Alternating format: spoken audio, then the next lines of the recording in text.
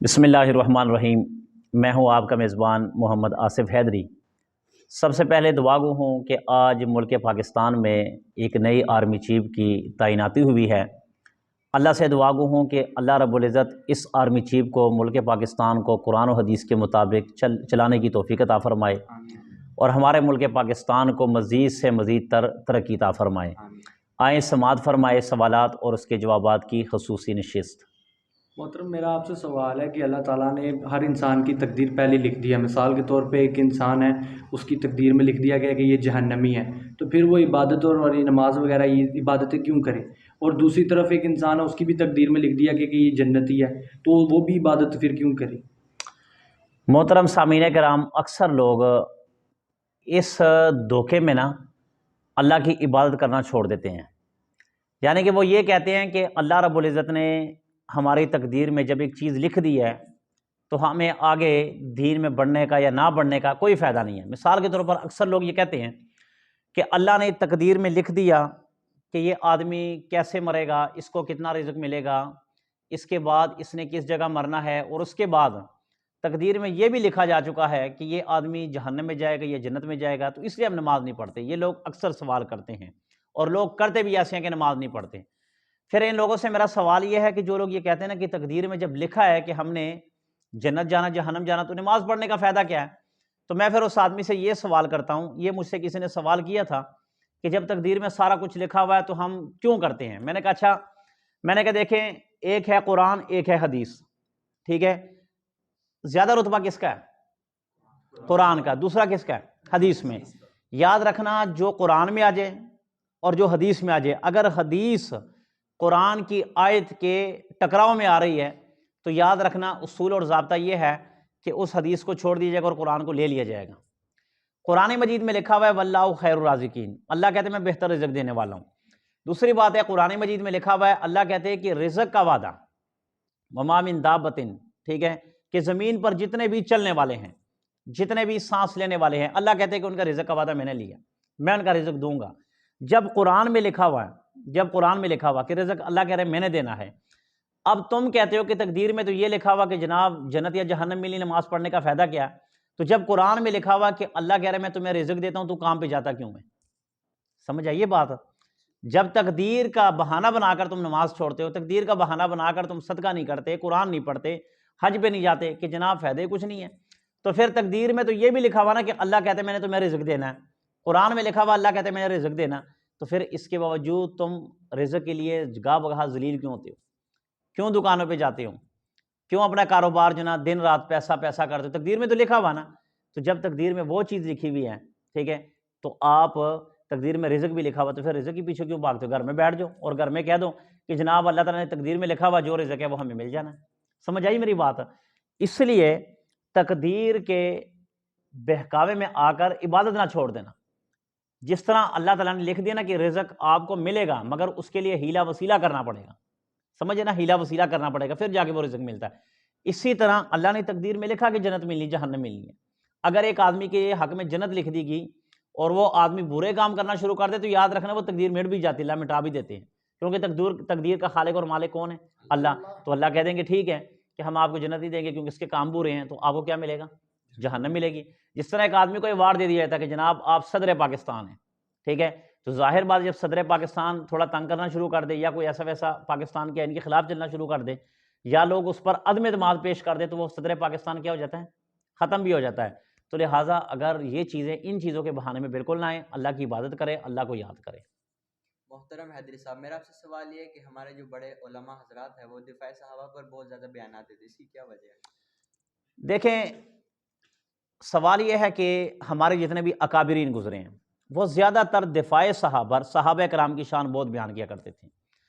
اس کی ایک خاص وجہ یہ ہے کہ دیکھیں، آپ کے گھر میں کروڑوں کا مال پڑا ہوا ہے، لاکھوں کا پڑا ہوا ہے، نقدی پڑا ہے، سونا چاندی پڑا ہوا ہے۔ اب مجھے یہ بتائیں کہ جب ہم گھر سے باہر نکلتے ہیں، ہم اس سونے زیورات کو تالا نہیں لگاتے ہیں، پھر اس کے بعد ہم چوکی دار ان سونے زیورات پر بٹھاتے نہیں ہیں بلکہ دروازے پہ بٹھاتے ہیں۔ تالا بھی دروازے کو لگاتے ہیں، چوکی دار بھی دروازے پہ، کیمرہ بھی دروازے پہ، تینوں چیزیں۔ مجھے یہ بتاؤ کہ یہ سارا کچھ کیوں کیا جاتا ہے؟ تاکہ گھر کے اندر کوئی داخل نہ ہو۔ ظاہر بات ہے دروازے کے اندر سے داخل ہوگا حملہ سونے پہ ہوگا، دروازے کے اندر سے داخل ہوگا حملہ پیسوں پہ ہوگا۔ یہ صحابہ کرام جو ہے نا، یہ صحابہ کرام یہ ایسا ہی ہے، قیمتی سرمایہ پیچھے ہے۔ قیمتی سرمایہ کیا؟ وہ نبی پاک صلی اللہ علیہ وسلم کی ذات گرامی ہے، وہ اللہ تعالیٰ کی ذات گرامی ہے، ٹھیک ہے، وہ قیمتی ہیں۔ صحابہ کرام آگے ہیں۔ صحابہ کا دفاع کرو گے تو نبی پاک صلی اللہ علیہ وسلم کی ذات بچ جائے گی، صحابہ کا دفاع کرو گے اللہ کی ذات بچ جائے گی، ٹھیک ہے۔ اب آپ کے گھر کا دروازہ نہ ہو اور آپ نے جناب اندر رکھا سونا چاندی، اور آپ کہہ رہے ہیں کہ جناب سونا چاندی اندر پڑا ہوا ہے، کوئی بات دروازہ نہ بھی ہو تو خیر ہے، مجھے بتاؤ چور کے لیے آسانی ہے کہ نہیں ہے؟ جب باہر تالا لگاؤ، دروازہ لگاؤ، گیٹ لگاؤ، تو کبھی بھی چور اندر آنے کی ہمت نہیں کرے گا، اس کو پتہ ہے کہ جناب روکنے والے ہیں۔ صحابہ کرام یہی ہیں۔ صحابہ کرام رضوان اللہ علیہم اجمعین 750 آیت 450 آیت اللہ نے صحابہ کے حق میں اتاری ہیں، اور صحابہ کرام کے بارے میں کہا رضی اللہ عنہم ورضوا عنہم، کہ میں ان سے راضی ہوں، یہ مجھ سے راضی ہے، اور قرآن مجید میں جا بجا لکھا ہوا اولئک هم الراشدون اولئک هم المفلحون اولئک هم المتقون اولئک هم المؤمنون حقا، یعنی کہ جا بجا صحابہ کرام کی تعریف آئی ہے۔ کیوں؟ کہ صحابہ نے دفاع کیا نبی پاک صلی اللہ علیہ وسلم کی ذات گرامی کا، اللہ تعالیٰ کی ذات کا، ٹھیک ہے۔ اس لیے دوسری بات ہے، لوگ کہتے ہیں کہ دیکھیں یزید جس وقت دور خلافت پر تھا، اور حضرت امام حسین رضی اللہ تعالیٰ عنہ، اور جب یزید کی جنگ آئی تو اس وقت یزید کے ساتھ صحابہ تھے، یزید کے ساتھ صحابہ تھے۔ دیکھیں یزید کے ساتھ اگر صحابہ تھے، ٹھیک ہے، صحابہ تھے، اس کا یہ قطعاً مطلب نہیں ہے کہ صحابہ نے یزید کو کہا کہ آپ حضرت حسین پہ حملہ کریں۔ آپ ثابت کر کے دکھا دیں کہ جب حضرت امام حسین رضی اللہ تعالیٰ عنہ شہید ہوئے تو کیا اس میں کسی صحابی کا ہاتھ تھا، یا کسی صحابی نے تلوار چلائی، یا کسی صحابی نے کسی دوسرے کو معاون بنایا؟ یہ آپ کو قطعاً نہیں ملے گا۔ اگر آپ یہ الزام ٹھہراتے ہیں کہ اس وقت صحابہ یزید کے ساتھ تھے، اگر یہ اعتراض ہے تو پھر یہ بتاؤ کہ جب جنگ یمامہ میں 1200 صحابہ کرام رضوان اللہ علیہم اجمعین شہید ہوئے ہیں، 1200 شہید ہوئے ہیں، تو اس وقت باقی صحابہ کدھر تھے؟ سوال ہے نا، ٹھیک ہے، کہ اگر 1200 شہید ہوئے جنگ یمامہ میں تو اس وقت باقی صحابہ کدھر تھے؟ کیا صحابہ کے مشورے سے یا صحابہ کی خوشی سے ان 1200 صحابہ کرام کو کہا گیا کہ ان کو شہید کرو؟ قطعاً نہیں کہا گیا، ٹھیک ہے، کہ آپ یہ 1200 صحابہ کرام جو نا وہ شہید ہو جائیں، یہ قطعاً ایسا نہیں ہوا۔ اور نہ صحابہ کرام نے کہا کہ اس کو، بلکہ نہیں، اگر یزید اس وقت صحابہ ساتھ تھے تو صحابہ نے قطعاً یہ نہیں کہا۔ صحابہ کرام تو حضرات حسنین کریمین اہل بیت کا بڑا احترام کرتے تھے، اور یاد رکھنا وہ منافق ہے، وہ آدمی کافر ہے، غلیظ ترین انسان ہے دنیا کائنات کے اندر، جو حضرات صحابہ کرام اور اہل بیت کا انکار کر دیں۔ کیوں؟ کہ جب آپ صحابہ کا انکار کر دیں گے، اہل بیت کا انکار کر دیں گے، گویا کہ آپ نے قرآن و حدیث کا انکار کر دیا، گویا کہ آپ نے جب دیکھیں جب صحابہ پہ انگلی اٹھتی ہے نا تو یاد رکھنا یہ انگلی نبی پاک صلی اللہ علیہ وسلم پہ اٹھتی ہے۔ جب صحابہ پہ انگلی اٹھتی ہے تو یہ انگلی اللہ تعالیٰ کی ذات پہ اٹھتی ہے۔ کیوں؟ کہ اللہ نے تربیت کی اپنے نبی کی، اور نبی نے تربیت کی اپنے صحابہ کی۔ اب یہ سلسلہ اللہ سے چلا آ رہا، پھر اللہ سے رسول سے، اور رسول سے صحابہ تک، یعنی کہ صحابہ کرام کی جو تربیت ہے نا وہ نبی پاک صلی اللہ علیہ وسلم نے کی ہے۔ اگر آپ یہ کہتے ہیں کہ آپ کی تربیت ٹھیک نہیں ہوئی، اس کا مطلب ہے کہ آپ نبی پاک صلی اللہ علیہ وسلم پر ہاتھ اٹھا رہے ہیں۔ جو صحابہ کی طرف انگلی کرتے ہیں نا، گویا وہ صحابہ کی ذات کی طرف نہیں جاتی، وہ نبی پاک صلی اللہ علیہ وسلم کی ذات کی طرف جاتی ہے۔ یہ ہمیشہ بات یاد رکھنا۔ دیکھیں آپ اگر کہیں کہ جناب یہ بندہ غلط ہے، یہ بندہ حرامی ہے، آپ ایک آدمی کو اس طرح کہنا شروع کر دیں تو دیکھیں یہ الزام آپ نے اس لڑکے پر نہیں لگایا، الزام آپ نے اس کے باپ اور اس کی ماں پر لگا دیا کہ یہ غلط کار تھے۔ سمجھ آئی ہے؟ اس کی ذات نہیں، بات بیک گراؤنڈ پہ چلی جاتی، پیچھے چلی جاتی ہے۔ لہٰذا اس لیے ہمارے کابرین رحمۃ اللہ تعالیٰ علیہ نے توجہ زیادہ تر، اور آپ نے دفاع کیا حضرات صحابہ کرام کا، تاکہ پیچھے بات نہ ہو نبی پاک صلی اللہ علیہ وسلم پر اور اللہ تعالیٰ کی ذات پر۔ یہ بات ہے۔ محترم حضرت صاحب، میرا آپ سے سوال یہ ہے کہ اگر ایک آدمی نے 4 رکعت نماز کی نیت کی اور وہ پڑھنے لگ گیا، اور مطلب کہ نماز پڑھنے کے دوران اس کی غلطی ہو گئی جس سے اسے سجدہ سہو کرنا ہے، لیکن وہ چوتھے رکعت میں جو ہے احتیاط کے بعد درود شریف پڑھ لیتا ہے اور سلام پھیر لیتا ہے، تو اب یہ نماز دوبارہ پڑھے گا یا پھر اس صورت میں سے کیا کرنا ہوگا؟ دیکھیں اگر ایک آدمی ظہر کی نماز پڑھ رہا ہے، عصر کی نماز پڑھ رہا ہے، عشاء کی نماز پڑھ رہا ہے، 4 رکعت والی نماز پڑھ رہا ہے، اب وہ دوسری رکعت پر بیٹھ گیا، دوسرے رکعت پر بیٹھ کر حکم تو یہ ہے کہ جب اشہد اللہ پڑھے گا اس کے بعد انگلی کھڑی کر کے کیا ہو جائے گا، تیسری رکعت کے لیے کھڑا ہو جائے گا، تیسری رکعت کے لیے، ٹھیک ہے نا۔ اگر وہ بھولے میں درود شریف بھی پڑھ گیا، اسی طرح ربی جعلنی پڑھ گیا، اللہم ربنا پڑھ گیا، کچھ دعا اور وغیرہ پڑھ گیا، اس نے سلام پھیر دیا، دونوں طرف سلام بھی پھیر دیا، اب وہ بیٹھا بیٹھا ذکر کر رہا ہے، اذکار کر رہا ہے، اللہ کی بڑائی بیان کر رہا ہے، اور پھر اس کو یاد آتا ہے کہ یار میں نے تو 4 رکعتیں پڑھنی تھی، میں نے 2 پڑھ لی ہیں، تو شریعت کہتی کہ اب اگر 2-3 شرطیں پائی جائیں تو یہ آدمی کی نماز دوبارہ ٹھیک ہو سکتی ہے۔ کیا؟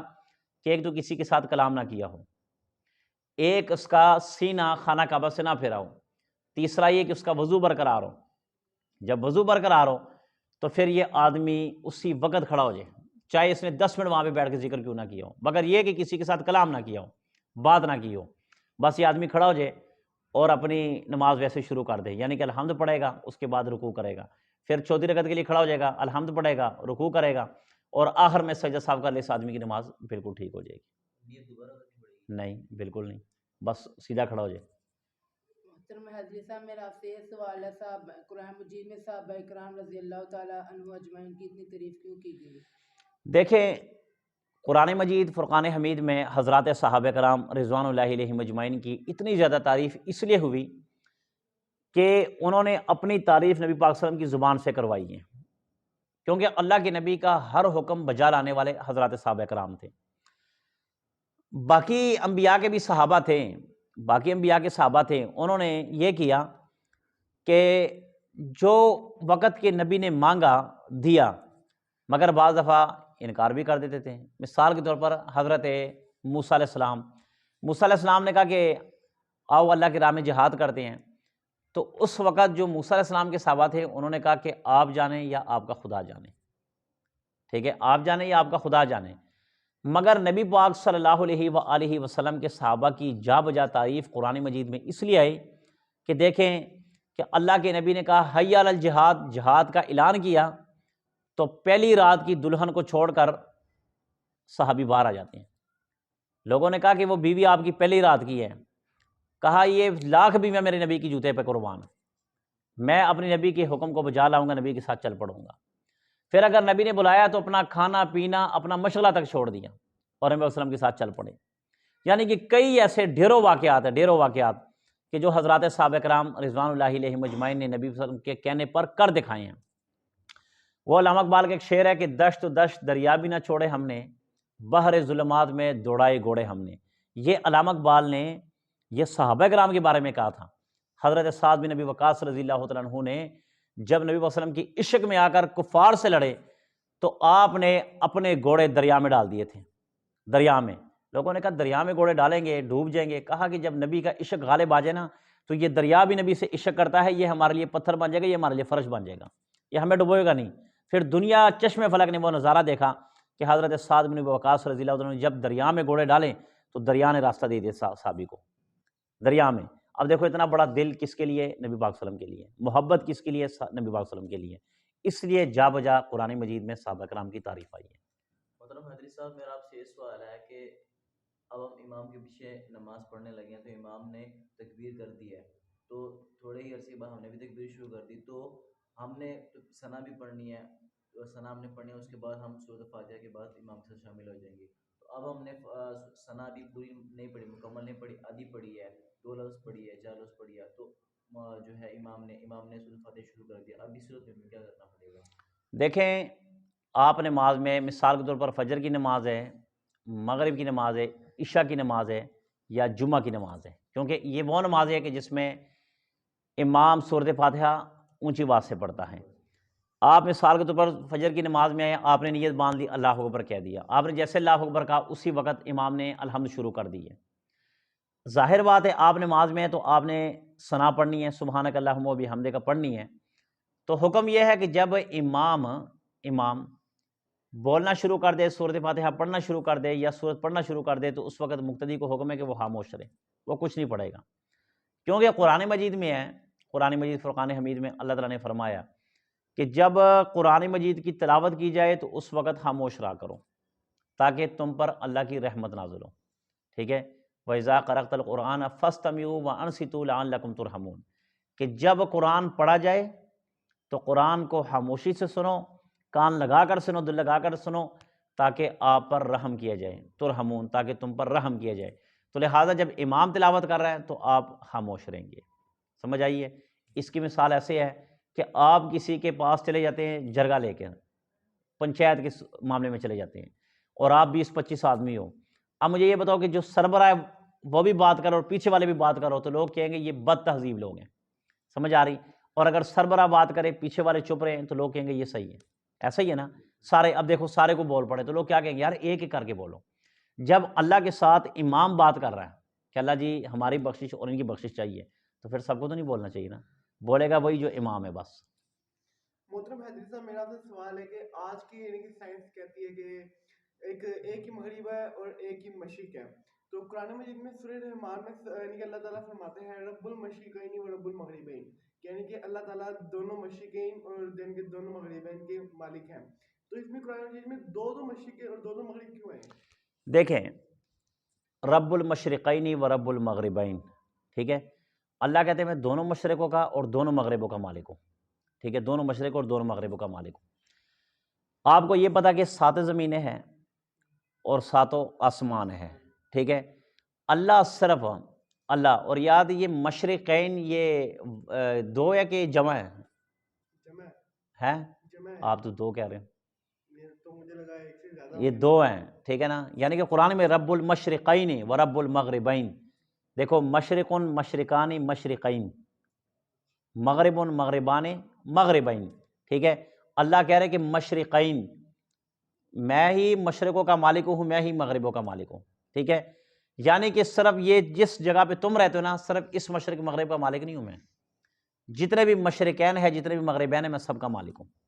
سمجھ آئی؟ اور یہ رب المشرقین، آپ کو یہ پتہ ہونا چاہیے کہ رب کا معنی کیا ہے؟ پروردگار، نہیں، بالکل نہیں، پڑھ بھی چکے سورۃ فاتحہ میں، رب کا معنی مالک ہے، تمام جہانوں کا پالنے والا ہے۔ رب کا معنی پالنے والا ہے، ٹھیک ہے، رب کا معنی پالنے والا۔ اللہ کہہ رہے رب المشرقین و رب المغربین، کہ جو اس جہان کے مشرق ہے، جو اس جہان کے مشرق ہے، جو اس جہان کے مشرق ہے، سب کو میں پالنے والا ہوں۔ سمجھ آ رہی ہے؟ اصل بات یہ ہے کہ تمام کو تمام رزق میں، نشو نما کرنے والا میں، ان کی بڑھوتری کرنے والا میں، ان کا خیال رکھنے والا میں، یعنی کہ اللہ تعالیٰ کہہ رہے کہ جتنے بھی مشرق ہیں، چاہیے تم یہ مشرق لے لو چاہے وہ مشرق لے لو۔ اب دیکھو نا، یہ مخلوق اللہ تعالیٰ، یہ دیکھو یہ جو مخلوق ہے ہم ایک دوسرے کو نظر آتے ہیں، یہ بھی مخلوق ہیں، جنات بھی مخلوق ہیں، اسی طرح اور بھی کئی مخلوقات ہیں، خلائی مخلوق ہیں، خلائی مخلوق، ٹھیک ہے نا، وہ خلائی مخلوق نہیں جو نواز شریف کہا کرتے تھے، اور بھی کوئی اوپر خلائی مخلوق ہیں، ٹھیک ہے نا، تو جتنے بھی خلائی مخلوق ہیں نا، اللہ تعالیٰ سب کے پالنے والے ہیں، اس لیے کہا رب المشرقین و رب المغربین۔ محترم حیدری صاحب، میرا سوال ہے یہ شیعہ حضرات صاحب کو نہیں مانتے ہیں، بس علی کو چھوڑ کر، یہ کیوں نہیں مانتے صاحب کو؟ یار اس میں نا یہ بہت زیادہ اختلاف ہے۔ شیعہ حضرات نا، نعوذ باللہ کہنا نہیں چاہیے، وہ الزام لگاتے ہیں کہ حضرت ابو بکر صدیق رضی اللہ تعالیٰ عنہ نے حضرت فاطمہ کا حق نہیں دیا، یعنی کہ باغ فدق، ٹھیک ہے، یہ ایک باغ تھا نبی پاک صلی اللہ علیہ وسلم کا، تو کہتی کہ یہ اس کے ظاہر بات ہے جب باپ دنیا سے چلے جائے تو اس جداد کا حقدار کون ہوتا ہے؟ اولاد ہوا کرتی ہے، ٹھیک ہے۔ یہ شیعہ حضرات یہ کہتے ہیں کہ حضرت ابو بکر صدیق نے حق نہیں دیا، حضرت عمر فاروق رضی اللہ عنہ نے حضرت فاطمہ الزہرا رضی اللہ عنہ پر ظلم کیا، وہ یہ کہتے ہیں، یہاں تک کہ حضرت فاطمہ اس وقت حاملہ تھی، یہ ان لوگوں کی کہانی ہے کہ حاملہ تھی، تو حضرت عمر نے ان کے اوپر جو نا دروازہ گرا دیا، جس کی وجہ سے وہ حمل ضائع ہو گیا تھا۔ نعوذ باللہ یہ کبھی نہیں ہو سکتا کہ ایک صحابی کی اتنی جرت کی نبی کی بیٹی پر ہاتھ اٹھائے، یہ نہیں ہو سکتا، اور اگر یہ کوئی صحابی کرے تو اس کو میں صحابی نہیں مانتا، مگر صحابی کوئی ایسا کر نہیں سکتا۔ سمجھ آ رہی ہے؟ صحابی کیسا کہ وہ نبی کی بیٹی کا احترام نہ کریں، یہ صحابی نہیں ہے۔ کہ جو لوگ باتیں کر رہے ہیں نا، یہ اس وجہ سے یہ کہہ رہے ہیں کہ ہم نہیں مانتے، حالانکہ یہ بات کا ان سے کوئی تعلق نہیں ہے اس واقعہ سے۔ اگر آپ کہتے کہ باغ فدق نہیں دیا اس وجہ سے ہم ابو بکر کو نہیں مانتے، عمر کو نہیں مانتے، عثمان کو نہیں مانتے، تو پھر میرا آپ سے سوال یہ ہے، آپ سے، کہ جب حضرت ابو بکر کی خلافت تھی انہوں نے باغ فدق نہیں دیا، فاروق اعظم کی خلافت تھی باغ فدق نہیں دیا، عثمان غنی کی خلافت تھی باغ فدق نہیں دیا حضرت فاطمہ کو جو ان کا حق تھا، آپ کہتے ہیں تو پھر یہ بتاؤ کہ جب حضرت علی شیر خدا رضی اللہ تعالیٰ عنہ کی دور خلافت آیا اس وقت انہوں نے باغ فدق کیوں نہیں دیا حضرت فاطمہ کو؟ سمجھ آئیے نا، اگر یہ ان کا حق تھا، ٹھیک ہے، اور یہ اس بات پہ ان کا تنازع ہوا تھا، تو پھر حضرت علی شیر خدا نے اٹھا کر وہ باغ فدق کیوں نہ دیا؟ اگر آپ کہیں جی اس وقت حضرت فاطمہ دنیا سے چلی گئی تھی، تو یاد رکھنا کہ جب بیوی دنیا سے چلی جائے نا، جو اس کا حق و تجداد ہوتی ہے اس کا مالک خامند ہوتا ہے، تو حضرت علی نے وہ باغ اٹھا کر حسنین کریمین کو کیوں نہ دیا؟ سمجھ آئی یہ بات؟ اور بھی ایسے بڑے اختلاف ہیں اندر کی باتیں ہیں، ٹھیک ہے، کہ یہ صحابہ کو کیوں نہیں مانتے، حضرت علی کو؟ دیکھیں بار بار یہ لوگ ہم پہ الزام ٹھہراتے ہیں، الزام۔ 2 دن پہلے مجھے بھی کسی نے ویڈیو میں میسج کر کے کہا تھا کہ آپ حضرت علی کی منکر ہیں۔ اللہ کرے کہ جس دن ہم حضرت علی کا انکار کریں اس سے پہلے ہمیں موت آ جائے۔ اگر ہم حضرت علی یا کسی صحابی یا اہل بیت کا انکار کریں، ہم اللہ سے یہ دعا مانگیں کہ اللہ جی اس سے پہلے ہمیں ایمان کے ساتھ موت آ جائے، کہ یہ نوبت ہی نہ دیکھنی پڑے۔ وہ زندگی نہیں کہ جس میں صحابہ یا اہل بیت کا انکار کیا جائے، بلکہ وہ انسان نہیں کہ جو صحابہ یا اہل بیت کا انکار کر دے، وہ انسان نہیں، وہ ڈنگر ہے، وہ پرلے درجے کا احمق اور بے ایمان ہے کہ جو کسی صحابی کا انکار کریں، چاہے حضرت علی شیر خدا ہماری آنکھ کا تارا ہے، حضرت حسنین کریمین ہماری آنکھ کا تارا ہے، حضرت فاطمہ الزہرا رضی اللہ عنہا وہ ہماری ماں ہیں، تو کیسے ایک حلالی بیٹا اپنی ماں کا انکار کر سکتا ہے؟ کیسے ایک حلالی بیٹا اپنے باپ حضرت علی کا انکار کر سکتا ہے؟ کیسے حلالی بیٹے حضرت حسنین کریمین اہل بیت کا انکار کر سکتا ہے؟ تو کیسے حلالی بیٹا کہ جو ابو بکر و عمر کا انکار کر دیں؟ یاد ہے یہ وہ باتیں ہیں کہ جو حقائق ہے، مگر ہم تو چلیں گے قرآن و حدیث پر، کہ جب قرآن میں صحابہ کو جنتی کہہ دیا تو ہم ان کو جنتی کہیں گے، کیونکہ ہم نے جو زبان بولنی قرآن والی، ہم نے وہ کہنا کہ جو قرآن میں لکھا ہوا، اور ہم نے وہ کہنا کہ جو نبی پاک صلی اللہ علیہ وسلم کے فرمان میں لکھا ہوا۔ جو باقی ان کے اختلافات ہیں، آپ ان پہ اختلاف پہ کان مت دھریں، بس تمام کے تمام صحابہ کی عزت کریں۔ کسی صحابی کے بارے میں اپنے دل میں میل نہیں لانی۔ اگر آپ دل میں میل لائیں گے تو یاد رکھنا ایمان سے ہاتھ دھو بیٹھیں گے، چاہے وہ صحابی ہو چاہے اہل بیت ہو، کسی کا بھی انکار کر دیں گے نا تو آپ ایمان سے ہاتھ دھو بیٹھیں گے، ایمان سے عاری ہو جائیں گے، خالی ہو جائیں گے، کیونکہ صحابہ کا انکار قرآن کے انکار ہے، کیونکہ قرآن میں جب ان کو جنتی کہہ دیا تو گویا کہ آپ قرآن پہ ہاتھ اٹھا رہے ہیں، تو لہٰذا ان کے آپس اختلافات جو ہے نا اس کو بالکل ختم کر دینے چاہیے۔ اسی کے ساتھ اپنے میزبان محمد آصف کے حیدری کو اجازت دیجیے۔ پاکستان تاجدار ختم نبوت،